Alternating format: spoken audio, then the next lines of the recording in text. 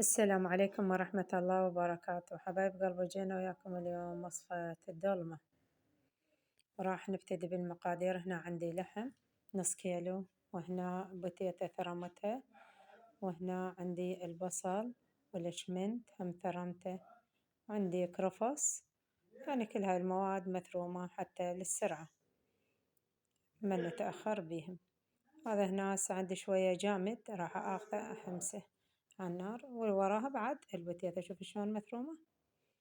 حبايب قلبي ابتدي بيها. حبيباتي شوف، انا البصل انا نظفته وثقبته، وهاي هم ثقبتهن، نظفت الباذنجان، وهاي عندي نص ليمونة. هاي هنا عندها البهارات مال الدولمة. هسه هاي المعجون اشوف حسب الرقبة، 3 4. هذا التمن مال حصى قلاص عندي خليت وشوية. وهاي عندي السلق هنا غسلته ونظفته، وهاي اوراق عنب جبتهن من الحديقة، وكرفس. ايوه هاي السلق، شغلات بسيطة. هاي أنا نظفته وفتحتهن بهذا الشكل زين. هاي جذر حمست بيه شحم بالبداية، وبعدين خليت هاي العروق خليتها فراش للجذر. زين حبيباتي، ونبتدي هسه. ايش راح أخلي بهاي الجذرية؟ خلي التمن واللحم والكرفس، يعني كل المواد جمعتها. أنا شوية عندي اللحم جامد، خلي المعجون عليها. أنا ما عندي بصل من هذا الحايل، خليت هذا الأخضر بس، فتحت الروس مالته وثقبتن. كل مرة أخليه بالبصل. هسه خليت المعجون وراح أحركه ألابسها المواد. وهاي البهارات مال الدولمة راح أخلي عليه هي والملح، وراح أكملهم. فكل مرة أخلي البصل الكبار بس أنظفه وأفتح. هاي عندي هنا زنجبيل، وأفتحهن وأخليهن يفورن بالماي، بعد ما يفورن أطلعهن يبردن وألف بيهن، هم أسهل وأسرع. مرات أسويها بس دولمة مال بصل، هم طيبة كلش طيبة تطلع. هذا الملح هنا خاشوقة، واللي يريد حسب الرغبة بكيفكم انتم. هاي عصرة الليمون شوفوا، راح أعصرها أخليها عليها. اللي يريد يخلي وياها لامندوزي، خلي ليمون كيف. أنا أخلي هم وياها دبس الرمان، بس على ما يعني مو هسه، مرات بالثرم ومرات لا، أخليها من تريد تستوي تطلع هم أطيب كلش طيب. هسه هاي المواد راح أجمعها أني، أجمعها وأجي هاي.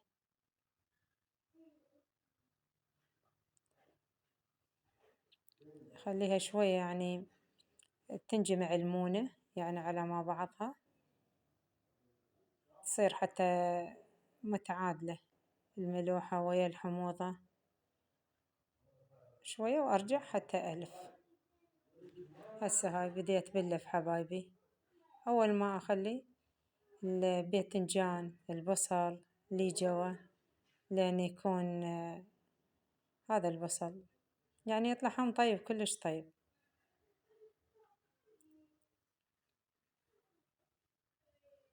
هسه ابتدي ألفن بيها.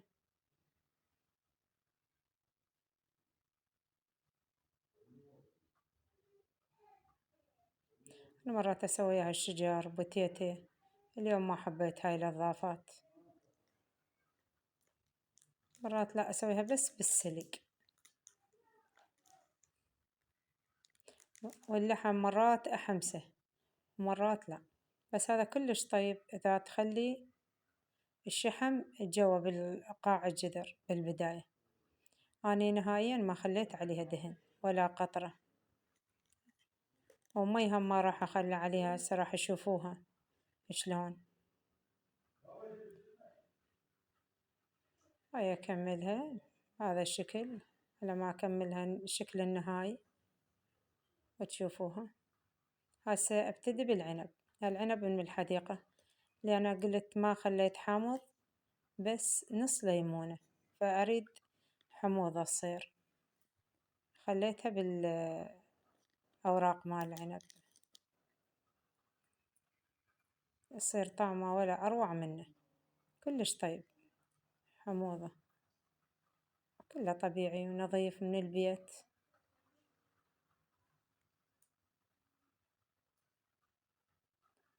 هاي أنا راح أخليهن يعني دائري، بشكل دائري، حتى شنو الحموضة تتوزع على كل الجدر.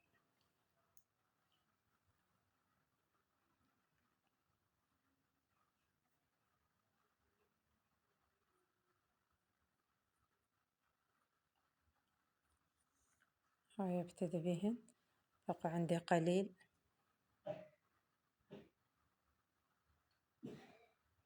أنا ذاك اليوم سويتها بدون لحم، يعني تعرفون مثل ما قلت لكم عندي أكو بيهم ما يردون اللحم، هسه هنا ما ياكلون أكو بيهم لحم، والبقية لا ياكلوهم، يعني فأسوي مرات أضطر جذرين نباتي يعني بدون لحم، هاي أخليها هنا، وأكو بدون بلحم وياها، راح أكمل الفرة عليها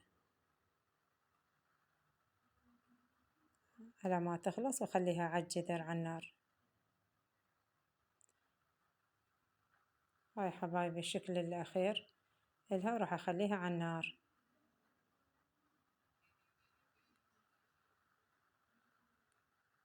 هسه خليت هذا الماعون عليها وراح أطبقها. أنا نهائيا ما أخلي ولا قطرة ماي، هاي باعوا المرحلة الأخيرة حبيباتي، نهائيا ما أخلي ولا قطرة ماي.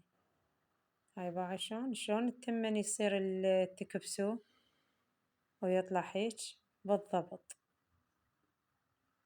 هاي وإذا عندكم عظام أو شي مال الظهر تتخلى بالقاع الجدر، أنا دائما هم أسويها يعني أخليه، وكله على الموجود على الشكو بالبيت.